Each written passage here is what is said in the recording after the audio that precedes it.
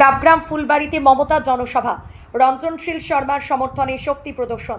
শিলিগুড়ি সংলগ্ন ডাবগ্রাম ফুলবাড়ি বিধানসভা কেন্দ্রের নির্বাচনী উত্তাপ ক্রমশ বাড়ছে। সেই আবহেই জাবরাভিটা হাই স্কুল মাঠে অনুষ্ঠিত হল এক বিশাল জনসভা, যেখানে উপস্থিত ছিলেন তৃণমূল কংগ্রেসের সুপ্রিমো মমতা বন্দ্যোপাধ্যায়।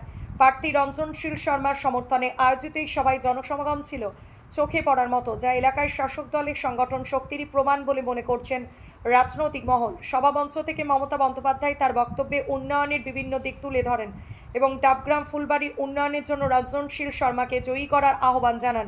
তিনি বলেন, মানুষের পাশে থেকে কাজ করার জন্য তৃণমূল কংগ্রেস সর্বদা প্রতিশ্রুতিবদ্ধ।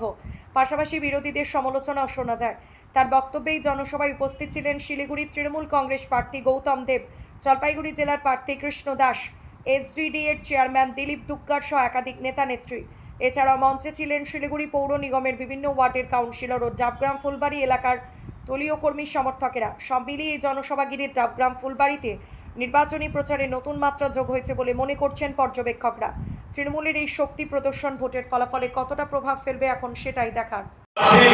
আমাদের সকলের প্রিয় কৃষ্ণ দাস, উনি আমাদের প্রার্থী জলপাইগুড়ি জেলার লড়াকুর নেতা। আপনারা নিশ্চিত খুব সুপরিচিত, ভালো বক্তাও বটে। আছেন আমাদের রাজগঞ্জ বিধানসভার আমাদের প্রাক্তন বিধায়ক খগেশ্বর রায়। আমি আর সবাইকে পরিচয় করছি না, সবাই মঞ্চেই আছেন। যারা এসছেন কাতারে কাতারে লোক আসছেন, মানুষ আসছেন জনসভায় আমাদের এখানে যোগ দেওয়ার জন্য।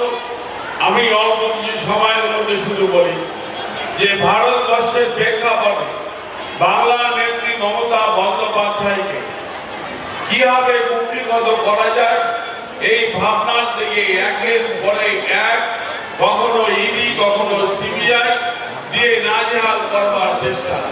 সর্বশেষ প্রয়াস বাংলার বুকে এসআইআর এর নাম করে দিয়ে বাংলার ধর্মের সঙ্গে ধর্মের লড়াই করা, মানুষের বর্ণের সঙ্গে বর্ণের লড়াই করা, উন্নয়নের কথাকে স্তব্ধ করে দিয়ে ভারতবর্ষের একটা সাম্প্রদায়িক দল ভারতবর্ষের ধর্ম নিরপেক্ষতাকে নষ্ট করবার চেষ্টা করছে।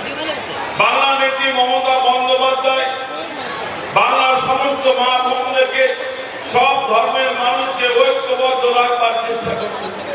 বাংলা নেত্রী মমতা বন্দ্যোপাধ্যায় বাংলার আপামর গরিব মানুষ, বাংলার মায়েদের জন্য, বাংলার শিশু থেকে সর্বস্তরের মানুষকে একটা বিভিন্ন পরিকল্পনার মধ্যে দিয়ে বাংলার অর্থনীতিকে এগিয়ে নিয়ে যাওয়ার চেষ্টা করছে।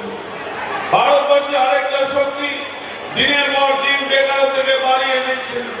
তাদের নীতির ফলে ভারতবর্ষের রাষ্ট্রায়ত্ত সংস্থাগুলো আদানি আম্বানির কাছে বিক্রি করে দিচ্ছে। কিন্তু বাংলার মানুষ শান্তিপ্রিয় মানুষ, বাংলার মানুষ সমস্ত ধর্মের মানুষকে নিয়ে চলবার কৃষ্টি শিখেছে। এটাই আমাদের বাংলার ঐতিহ্য। বাংলার এই সুদৃঢ় ঐতিহ্যকে বড় সাম্প্রদায়িক শক্তি বিবেককারী শক্তি বাংলাকে ভেঙে টুকরো টুকরো করতে পারবে না।